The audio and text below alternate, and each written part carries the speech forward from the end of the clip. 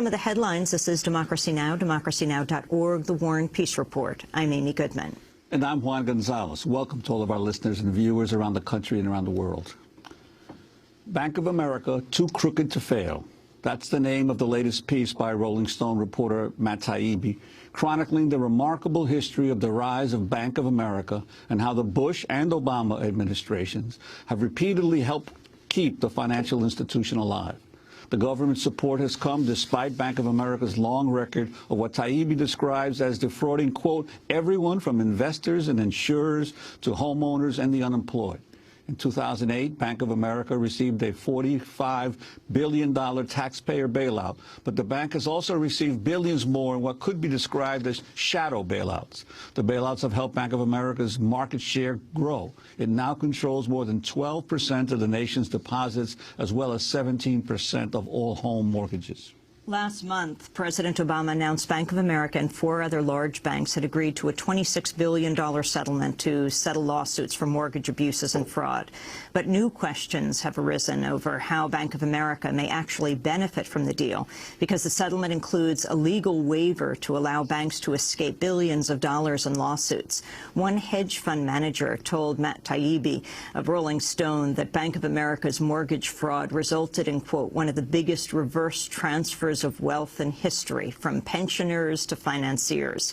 Well, Matt Taibbi is joining us now here in New York, contributing editor for Rolling Stone. He's the author of 5 books, most recently Griftopia, Bubble Machines, Vampire Squids, and the Long Con That's Breaking America. His latest article in Rolling Stone is called Bank of America, Too Crooked to Fail. Welcome. It's great to have you back, Matt. First, tell us the history of Bank of America.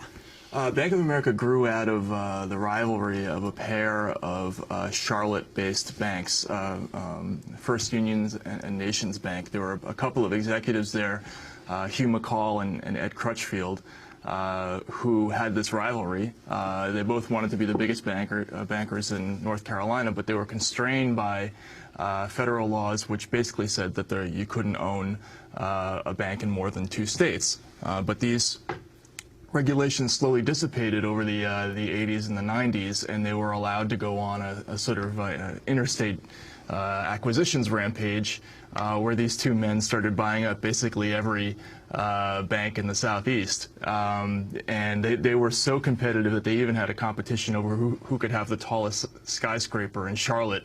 McCall, who would become the father of Bank of America, was asked when he finally built the very biggest one whether he was happy to have the tallest one, and he said, yes, I prefer to have the taller one. And that kind of sums up what the ethos behind Bank of America was. It was really driven by this incredibly acquisitive campaign by really one man who wanted to be the king of banking in America. But then, of course, to be able to continue that dream, they had to change government policies, right, on bank ownership. What did they do in that area? Well, originally, the first bank that they bought was actually a small bank in Florida that they managed to buy because of an obscure loophole in Florida law. There was a grandfather clause that allowed them to buy a local bank in Florida. Then there was a Supreme Court case in 1985 which essentially said that you could cross state lines and buy other banks within a designated area. Now, that decision was important because while it allowed Bank of America, well, actually it was Nations Bank at the time, while it allowed them to buy a series of banks in the South, it also protected them from bigger competitors in the North who weren't in their designated area. So in other words, they could go on this acquisitive spree, but they didn't have to face the competition from the heavy hitters like Citibank, who were just a few miles north of them in New York City. And so it was government protection, actually, that allowed them to do their first big expansion. And then right in the midst of the financial crisis in 2008, Bank of America acquires 2 of now the most notorious financial institutions in the country. Right, yeah. The big one was the acquisition of Countrywide. One of my sources described that as they tried to catch a falling knife and ended up chopping both their hands and their feet off. The Bank of America executives always wanted, they already had a thriving mortgage business. They were already one of the biggest mortgage dealers in America, but they wanted to be even bigger, and nobody was bigger than Countrywide, which was the largest subprime lender in America at the time. And so right at the moment when the mortgage market was beginning to collapse, Bank of America did two things. First, they made a $2 billion investment in 2007, and then they finally kind of doubled down on their bet about 6 or 7 months later and acquired the entire company. They thought they were getting a steal, but it ended up being completely catastrophic to the bank's fortunes, because they inherited a whole range of liabilities and future lawsuits for a lot of the criminal behavior that Countrywide had been involved with regard to subprime mortgages. And then they went ahead also in that same time period and they acquired Merrill Lynch, which was one of the most innovative but also the riskiest investment banks in terms of bundling and packaging mortgage-based derivatives. So they ended up this gigantic conglomerate who ruled the mortgage world at a time when the mortgage market was exploding and all these sort of hidden criminalities and conspiracies were burbling to the surface. I want to now go to the latest deal. In February, the Obama administration announced Bank of America and 4 other large banks had signed on to a $25 billion mortgage settlement to resolve claims over faulty foreclosures and the mishandling of requests for loan modifications. President Obama described it as a landmark settlement.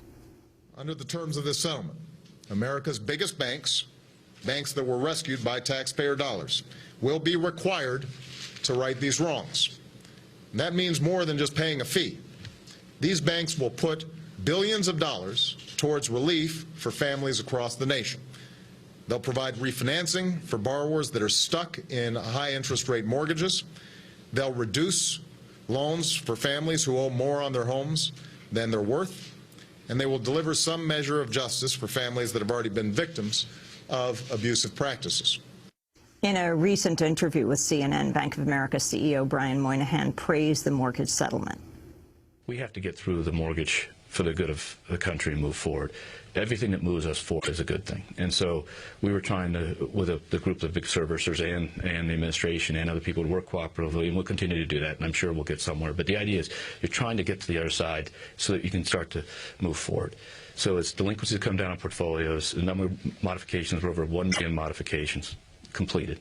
We're completing at a faster pace than we've ever completed them. Anything that helps move that forward is good.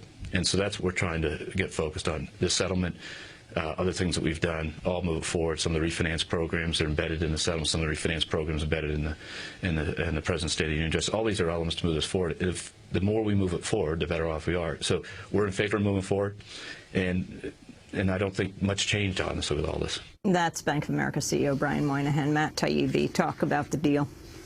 Well, the deal is narrowly only supposed to cover a small part of the problems with the mortgages that went on during the crisis. It really only covers, it's supposed to cover robo-signing. Now, what is robo-signing? Essentially, what the banks were doing is they were lending these companies like Countrywide billions of dollars to make loans all over the place to anybody with a pulse. Then they would make these billions of dollars worth of loans.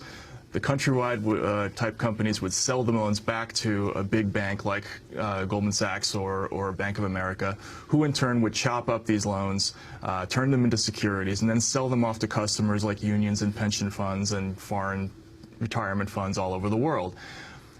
Because they weren't going to be holding on to those loans, they weren't like traditional bankers that were going to be maintaining these loans over 20 or 30 years. Because they weren't going to be doing that work, they just simply stopped doing the paperwork on these loans. It wasn't cost effective for them. So what they were doing was they just completely stopped servicing the loans, and only when they had to foreclose would they go back and try to reconstitute that evidence, and they would just assign a bunch of sort of entry-level people to make up affidavits so that they could go to court and foreclose on people. Completely illegal. It was really a system of mass perjury. That is what this settlement is supposed to cover. Strictly the fraud in that one narrow area of this process. There are much bigger problems in the areas of creating loans and securitizing the loans. That's where the real fraud occurred. The real fraud was when Bank of America or some company went to a union, say, and they said, here's a whole bunch of mortgages we want you to buy. They're AAA rated. They're all good. And they left out derogatory information about how bad the loans really were. That was the real fraud. That isn't covered by this settlement, but there's some ambiguity about what this settlement covers. Some people think it does cover more than the robo-signing, and if it does, if there's a waiver for more than just robo-signing, then it's an incredible giveaway to the banks. It might even be a bigger bailout than TARP. And this is, of course, extremely important to these pension funds, which are such huge investors at California retirement and New York retirement funds, because they've all experienced huge losses, and now local government officials are reducing pension benefits because of the need to put in more money to these pension funds. So if they can't recover from the fraud, it's working people that are going to suffer in their pensions. Right. That's what people don't understand about this mortgage crisis. Most people think of it as some, airy abstraction, bankers ripping off bankers. That's not what it is. It's bankers stealing from old ladies and retirees. That's what it is. They essentially went to pension funds and they said, here's a whole bunch of relatively safe, AAA rated investments. AAA, that's the same as a United States T-bill or, the sovereign debt of Luxembourg or something like that. It just earns you a little bit more, but it's also AAA. They bought this stuff, and then, a year or two later, they're looking at 30, 40, 50% losses, and that's just money that's coming straight out of the pockets of old people and retirees. Now, the problem is, are they going to be able to recover any of that money from the banks? Well, with settlements like this, it just makes it that much harder for them to do that. And even though a lot of them have won settlements against these banks, New York State and New York City both won a settlement against Bank of America, $624 million. Typically, it's for pennies on the dollar. They only recover a small percentage of what they're really owed.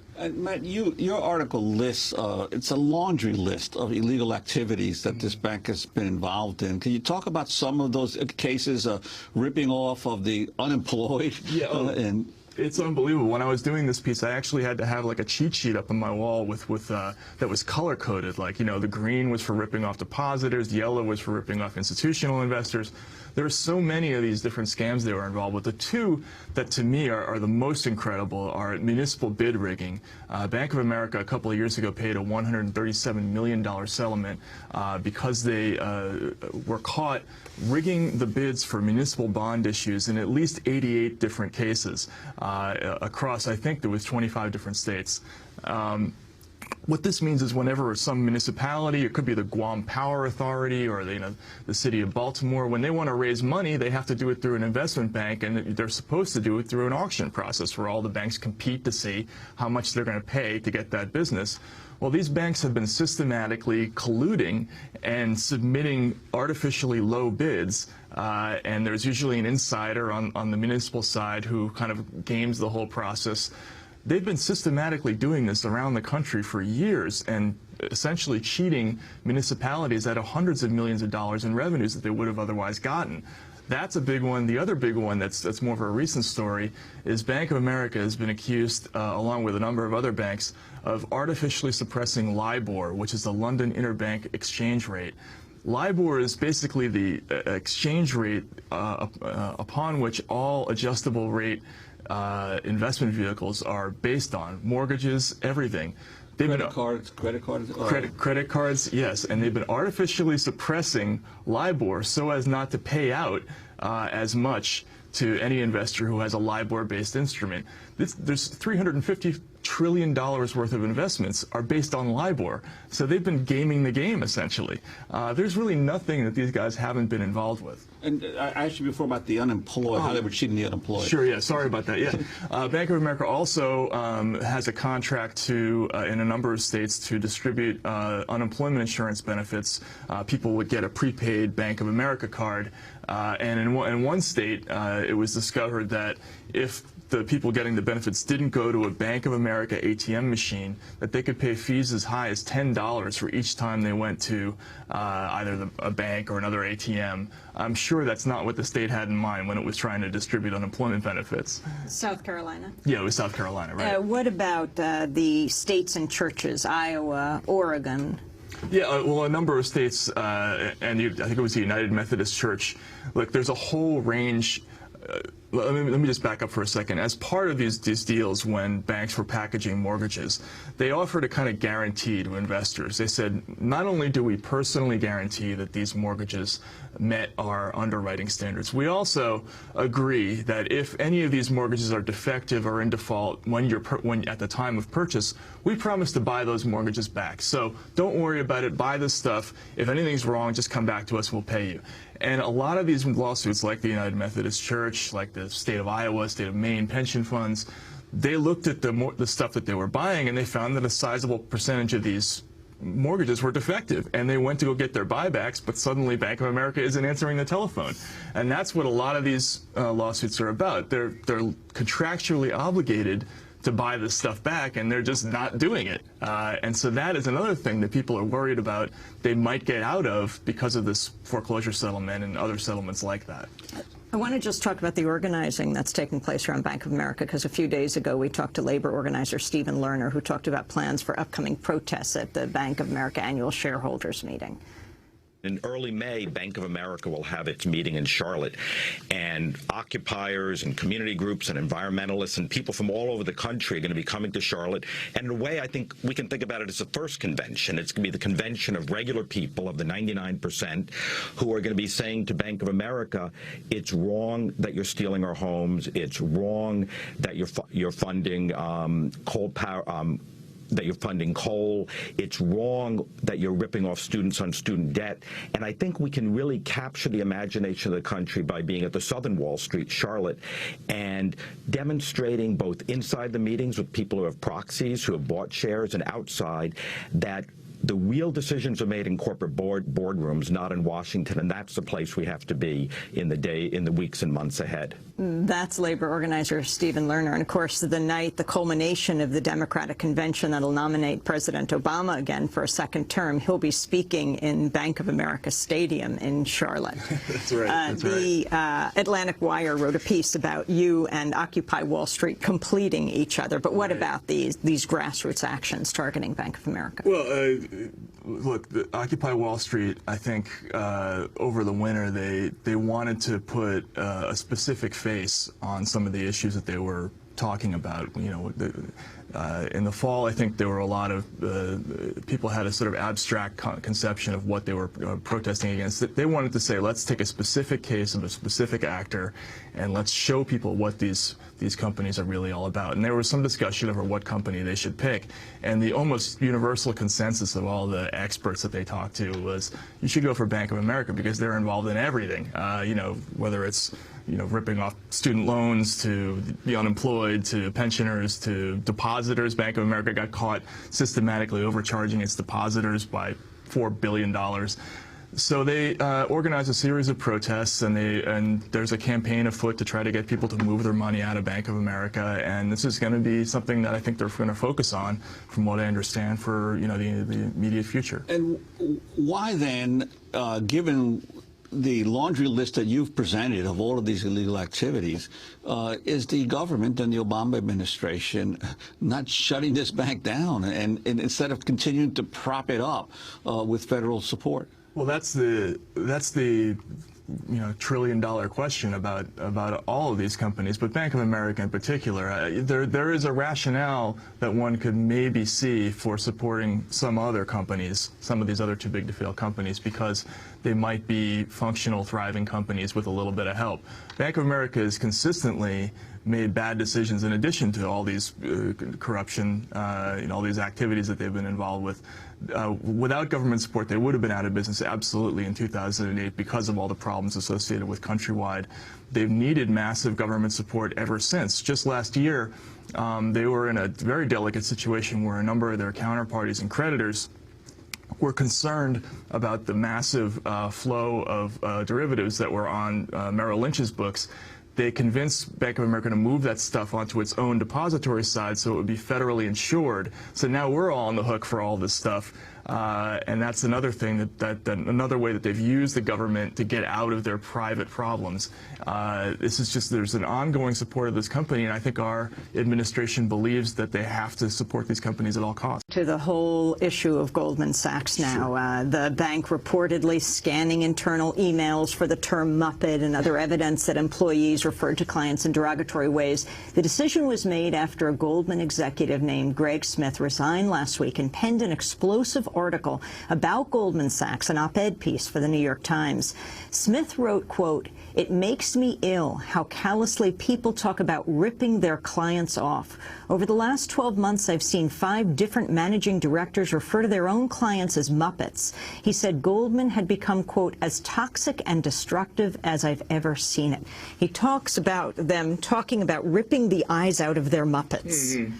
So talk about the significance of Greg Smith's both resignation and what this means. Well, first of all, there were a lot of people who were saying this guy's a disgruntled employee, he's got an axe to grind, so maybe he's making all this stuff up. Everything that he said is essentially has already been confirmed in public documentation. There was a report by the Senator Levin a couple of years ago where they didn't say Muppets, but they have internal emails where we saw Goldman employees saying, "We found a company that was so stupid to buy our product that they're a flying pig, a white elephant, and a unicorn all at once." They actually used that kind of terminology. So this history of them denigrating their own clients and celebrating ripping them off is already demonstrated way before Greg Smith. But the significance of it is that it's somebody from the company, and this gives, I think, people in the industry, institutional investors, tremendous pause. Why would I want to do business with this company if this is their attitude towards me? They're thinking, how much can they get out of me and not how much money they can make for me. That's the problem. I was troubled, however, when I read that op-ed piece, that Smith almost seemed to be saying that at one time Goldman Sachs was an ethical company, and in recent years it's had a shift, as if almost the current CEO and the current leadership was responsible for the problem. It seems to me it's a little naive to think that there was a golden era when Goldman Sachs was really a great financial institution. I'm sure Goldman was always a ruthless company, and definitely if you go back to the 20s, they had a big part. You know, John Kenneth Galbraith writes about this in his book, The Great Crash, Goldman's role in the speculative boom that led to the Depression. But to give them credit, there was a time, and I knew people who worked at Goldman when I lived in Russia, and they had this credo in the company, which was long-term greedy. In other words, we want to make money, but we want to make money for the long term. And I think that changed somewhere in the early 90s to the early part of the last decade.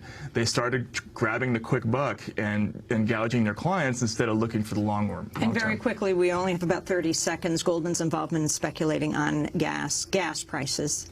Well, Goldman is the leading commodities. They have their Goldman Sachs Commodities Index is where everybody goes to speculate on commodities. So they've always been a leader in pushing up commodities booms, like in 2008 when the oil went to $149. Goldman always has a central role in that, them and Morgan Stanley. So yes, whenever you see a big bump in gas prices, always look to those two banks. Well, I want to thank you very much, Matt Taibbi, contributing editor for Rolling Stone, author of 5 books, most recently Griftopia, Bubble Machines, Vampire Squids, and The Long Con That's Breaking America. His latest piece is in Rolling Stone. It's called Bank of America, Too Crooked.